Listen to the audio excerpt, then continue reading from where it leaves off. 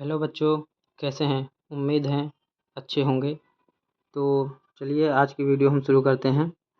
आज हम सीखने वाले हैं द्विघात समीकरण का गुणनखंड, फैक्टराइजेशन ऑफ पॉलिनोमियल। ठीक है, इसमें हम पहले एग्जांपल लेते हैं। X square plus 5x plus 6 is equals to, यहाँ पर हम 0 करते हैं। ठीक, अब इसका हम गुणनखंड करने से पहले हम पहला सबसे स्टेप जो करेंगे, क्या काम करेंगे, यहाँ पर हम एक्स स्क्वायर का कोफिशिएंट मतलब इस वाले पद को कांस्टेंट टर्म से मल्टीप्लाई करेंगे। एक्स स्क्वायर और 6 का मल्टीप्लाई करेंगे तो क्या होगा, 6x स्क्वायर आएगा।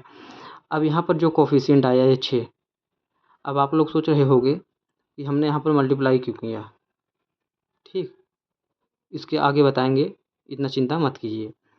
पहला X square plus 5x plus 6 is equal to 0। हमने पहला स्टेप का क्या किया, 6 से मल्टीप्लाई कर दिया एक्स स्क्वायर का पूरा। यहाँ ये जो टर्म रहेगा स्क्वायर वाला, अगर इसके साथ मान लीजिए यहाँ पर कभी कांस्टेंट 1 है, इसके साथ इसका जो टर्म है, और भी कोई अगर होता, जैसे मान लो 2 होता, 3 होता, आगे भी देखेंगे उसका भी एग्जाम्पल लेकर के। तो पहले ये वाला समझते हैं। तो 6 स्क्वायर हो गया।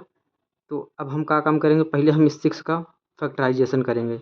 6 का फैक्टराइजेशन करेंगे, 2 3 जा 6, 3 1 जा 3। यहाँ पर 3 और 2 दो इसके फैक्टर आए हैं 6 के।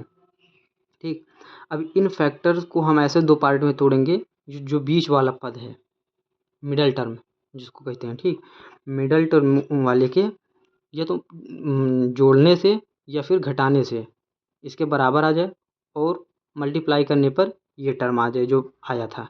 ठीक, अब ऑब्वियस सी बात है, अगर इसका मल्टीप्लाई किया था तो यही आना चाहिए, इसी को तोड़ रहे हैं।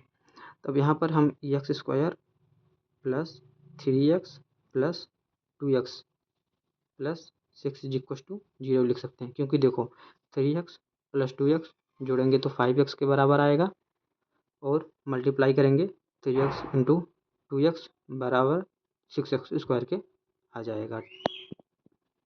अब आगे हम समझते हैं।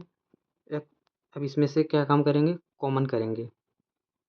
x कॉमन हो जाएगा तो 1x प्लस 3। अब यहाँ से 2 कॉमन होगा, plus 2x plus 3 is equal to 0 आ गया। एक ब्रैकेट में आ गया x प्लस 3, दूसरे ब्रैकेट में आ गया x plus 2 is equal to 0। यहाँ पर जो वैल्यू आ गई, एक बार इसको 0 के बराबर दर्शाएंगे तो x इज इक्वल टू -2 आ जाए, एक बार इसको दर्शाएंगे तो -3 हो जाएगा। x का यहाँ पर हमारा जो वैल्यू आया -2 एंड -3 आया।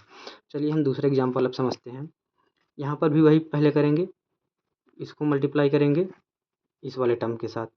अभी तो यहाँ पर अगर मल्टीप्लाई करेंगे 27x स्क्वायर, देखो यहीं पर इसीलिए बोला था कि यहाँ पर मल्टीप्लाई किस करेंगे, चिन्ह के साथ। अब यहाँ पर एक्स स्क्वायर की यहाँ पर प्लस की जगह आपके पास माइनस आएगा। ठीक, अब यहाँ पर हम लेकिन फैक्टराइजेशन करते टाइम पहले हम 27 का ही करेंगे, केवल कोफिशिएंट लेंगे बस पहले। तो 27 का अब हम यहाँ पर फैक्टराइजेशन करेंगे। 3 9 जा 27, 3 3 जा 3 1 जा 3। ठीक, अब हमने क्या बोला था कि इन जो ये आए हैं फैक्टर इसको हम 2 भागों में तोड़ेंगे। ठीक, अब 2 भागों में तोड़ेंगे ऐसे जिससे जोड़ने या घटाने पर मिडल टर्म आए, और मल्टीप्लाई करने पे तो ये -27x स्क्वायर आए। अब हम इसको जब तोड़ेंगे 3 त्रिक 9 कर सकते हैं, और 3 कर सकते हैं, क्योंकि 9 माइनस में करेंगे उसको -9x और प्लस 3x, तो क्या आ जाएगा -6x मिडल टर्म के बराबर। -x -9x और माइनस मतलब मल्टीप्लाई 3 माइनस नहीं 3, तो इसका क्या आ जाएगा -27x स्क्वायर। तो इसी प्रकार यहाँ पर भी करेंगे तो X square -9x plus 3x -27 equal to 0। यहाँ पर भी 0 बराबर दर्शा ही दो। ठीक, अब इसमें से जो कॉमन है उसको कर लेंगे, तो x -9, अब यहाँ पर plus 3x -9 is equal to 0। अब इसका x -9 एक ब्रैकेट में, x प्लस 3 एक ब्रैकेट में। अब यहाँ से x की वैल्यू हम निकालेंगे तो क्या हो जाएगा, x is equal to -3 and 9। ये 2 वैल्यू आ गई यहाँ पे। ठीक, अब चलिए हम आगे वाले एग्जांपल समझते हैं। यहाँ पर वही पहला स्टेप करेंगे, इसको हम मल्टीप्लाई करेंगे इस वाले टर्म के साथ। यहाँ पर 2x² है, यहाँ पर -7 है, तो मल्टीप्लाई करेंगे क्या, -14x² आ जाएगा। ठीक, अब यहाँ पर हम किसका फैक्टराइजेशन करेंगे, 14 का, केवल कोफिशिएंट का पहले फैक्टर निकालेंगे। 2 7 जा एंड 7 1 जा 7। ठीक, तीसरा स्टेप, हम इसको 2 भागों में तोड़ेंगे जिससे कि हमारी ये मिडल टर्म आ जाए, जोड़ने या घटाने पे, और मल्टीप्लाई करने पे ये आ जाए, माइनस ये वाला आ जाए जो मल्टीप्लाई करने पे आया था, माइनस यहाँ पर 14x² आया था।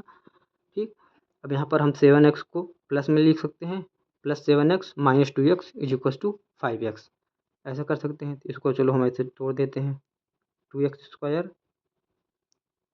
+ 7x, ठीक, -2x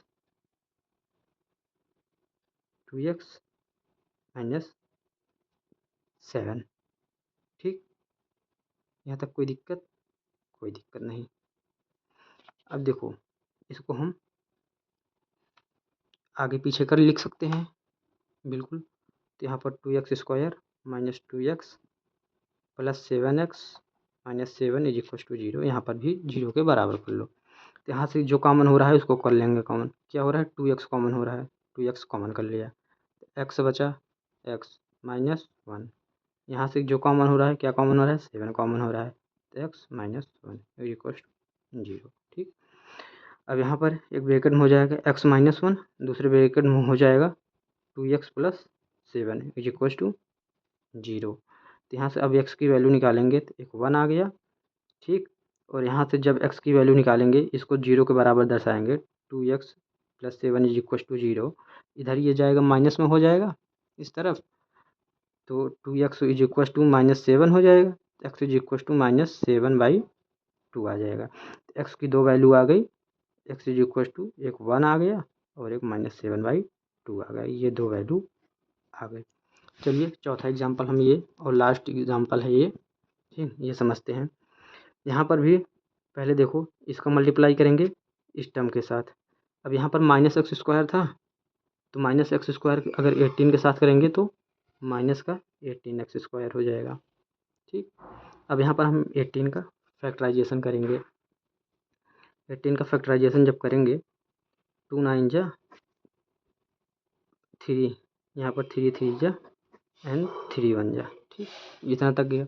अब फिर वही काम करेंगे, इस फैक्टर को 2 पार्ट में हम डिवाइड करेंगे ऐसे कि जिससे जोड़ने या घटाने पर, मतलब प्लस माइनस करने पर इतना और मल्टीप्लाई करने पर माइनस का 18 आ जाए। इसको हम क्या कर सकते हैं, 6 और 3 में तोड़ सकते हैं। देखो 3 दूना 6x प्लस का और माइनस का 3x।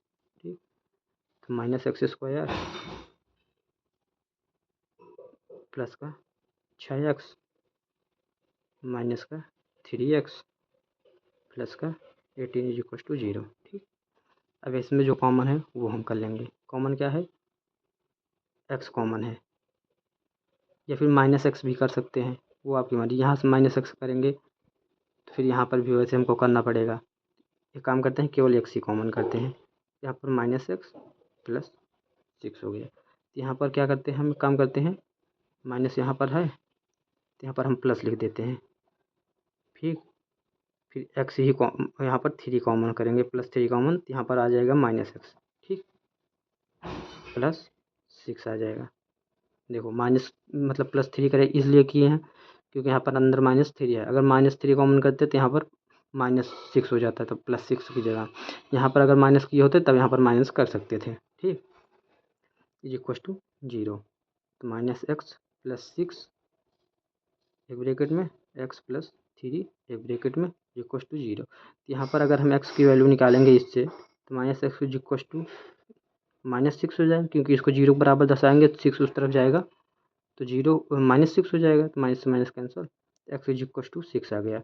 और इसको जब 0 के बराबर दर्शाएंगे तो x + 3 को जब 0 करेंगे तो x यहाँ से -3 आ जाएगा। तो यहाँ से x की 2 वैल्यूज़ आ जाएंगी, x = -3 एंड 6। ठीक, कोई दिक्कत, थैंक यू।